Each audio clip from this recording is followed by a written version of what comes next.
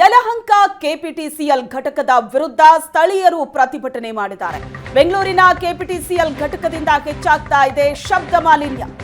100ಕ್ಕೂ ಹೆಚ್ಚು ಜನರು ವಿದ್ಯುತ್ ಉತ್ಪಾದನೆ ನಿಲ್ಲಿಸುವಂತೆ ಪ್ರೊಟೆಸ್ಟ್ ಮಾಡಿದ್ದಾರೆ. ಬೆಂಗಳೂರಿನ ಕೆಪಿಟಿಸಿಎಲ್ ಘಟಕದಿಂದ ಶಬ್ದ ಮಾಲಿನ್ಯ ಹೆಚ್ಚಾಗ್ತಿದ್ದು 100ಕ್ಕೂ ಹೆಚ್ಚು ಜನ ವಿದ್ಯುತ್ ಉತ್ಪಾದನೆ ನಿಲ್ಲಿಸುವಂತೆ ಪ್ರತಿಭಟನೆ ಮಾಡಿದ್ದಾರೆ. ಡೀಸೆಲ್ ಬಳಸಿ ವಿದ್ಯುತ್ ಉತ್ಪಾದಿಸೋ ಯಲಹಂಕದ ಕೆಪಿಟಿಸಿಎಲ್ ಘಟಕದಿಂದ ಸಾಕಷ್ಟು ಸಮಸ್ಯೆ ಆಗ್ತಾ ಇದೆ ಅಂತ ಅಲ್ಲಿನ ಸ್ಥಳೀಯರು ಪ್ರತಿಭಟನೆ ನಡೆಸಿದ್ದಾರೆ. ದಟ್ಟ ಹೊಗೆಯಿಂದಾಗಿ ಆರೋಗ್ಯದ ಮೇಲೆ ದುಷ್ಪರಿಣಾಮ ಉಂಟಾಗ್ತಾ ಇದೆ. ಕೆಪಿಟಿಸಿಎಲ್ ಘಟಕದ ವಿರುದ್ಧ ಸ್ಥಳೀಯ ನಿವಾಸಿಗಳು ಕೋರ್ಟ್ ಮೆಟ್ಟಿಲು ಹತ್ತಿದ್ದಾರೆ. ಕಳೆದ ಕೆಲ ತಿಂಗಳಿಂದ ಸ್ಥಗಿತವಾಗಿದ್ದಂತಹ ಕೆಪಿಟಿಸಿಎಲ್ ವಿದ್ಯುತ್ ಘಟಕ ಸದ್ಯ ಟ್ರಯಲ್ ಆರಂಭಿಸಿ ವಿದ್ಯುತ್ ಉತ್ಪಾದನೆಗೆ ಅಧಿಕಾರಿಗಳು ಸಜ್ಜಾಗಿದ್ರು. ಮಾರ್ಚ್ 9ರಂದು ಮತ್ತೆ ಬೃಹತ್ ಪ್ರತಿಭಟನೆಗೆ ಸ್ಥಳೀಯರು ನಿರ್ಧಾರ ಮಾಡಿದ್ದಾರೆ. ಯಲಹಂಕದ ಪುಟ್ಟೇನಹಳ್ಳಿ ಅನಂತಪುರ ಗೇಟ್ ನಿವಾಸಿಗಳಿಂದ ನಡೆದಂತಹ ಪ್ರತಿಭಟನೆ.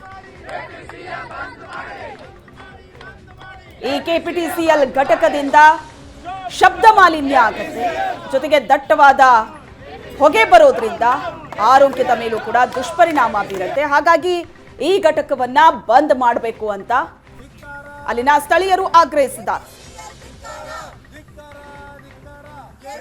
ನಾವು 2011ನಲ್ಲಿ ಇಲ್ಲಿ ಮೊದಲು ಡೀಸೆಲ್ ಬೇಸ್ಡ್ ಪವರ್ ಪ್ಲಾಂಟ್ ನಡೀತಾ ಇತ್ತು. ಅದನ್ನು ನಾವು ಸ್ಟಾಪ್ ಮಾಡಿದ್ವಿ. ಅದನ್ನು ಸ್ಟಾಪ್ ಮಾಡಿದ ಮೇಲೆ 2016ನಲ್ಲಿ ಇದನ್ನು ಇನಾಗ್ರೇಷನ್ ಮಾಡಿದ್ರು. ಈ ಇನಾಗ್ರೇಷನ್ ಮಾಡೋಕ್ಕಿಂತ ಮೊದಲು as per the guidelines public consultative forum ಏನೂ ಮಾಡಿಲ್ಲ.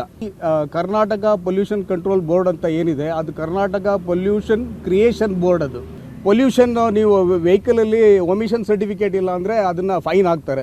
ಇಲ್ಲಿ ಇಷ್ಟು ಜನ ಇರತಕ್ಕಂಥ ಒಂದು ಬಡಾವಣೆ ಮಧ್ಯದಲ್ಲಿ ಈ ಥರ ಒಂದು ಪ್ಲಾಂಟನ್ನು ಹೇಗೆ ಅವರು ಪರ್ಮಿಷನ್ ಕೊಟ್ಟರು?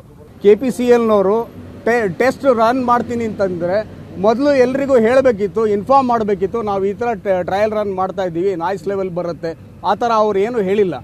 ಅವ್ರು ಹೇಳದೇ ಇರತಕ್ಕಂಥ ಸಂದರ್ಭದಲ್ಲಿ ನಾವು 2 ದಿನದಿಂದ ಇಲ್ಲಿ ಬಂದ್ಬಿಟ್ಟು ನಾವು ಇದನ್ನು ನಿಲ್ಲಿಸಿ, ಇಲ್ಲಿ ನಮ್ಮ ಮನೆಯಲ್ಲಿ ವಯಸ್ಸಾದವ್ರು ಇದ್ದಾರೆ, ಹಾರ್ಟ್ ಪೇಷಂಟ್ಸ್ ಇದ್ದಾರೆ, ಆಮೇಲೆ ಮಕ್ಕಳುಗಳು ಬೋರ್ಡ್ ಎಕ್ಸಾಮಿಗೆ ಪ್ರಿಪೇರ್ ಆಗ್ತಾ ಇದ್ದಾರೆ, ಅವರಿಗೆಲ್ಲ ಇಷ್ಟೆಲ್ಲ ತೊಂದರೆ ಮಾಡಿಬಿಟ್ಟು ನೀವು ಅಂಥ ತುರ್ತು ಪರಿಸ್ಥಿತಿ ಏನು ಬಂದಿದೆ ಎಲೆಕ್ಟ್ರಿಸಿಟಿ ಉತ್ಪಾದನೆ ಮಾಡತಕ್ಕಂಥದ್ದು.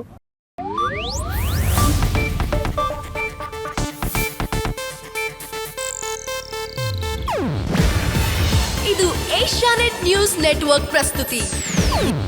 ನೀವು ನೋಡ್ತಿದ್ದೀರಾ ಏಷ್ಯಾನೆಟ್ ಸುವರ್ಣ ನ್ಯೂಸ್.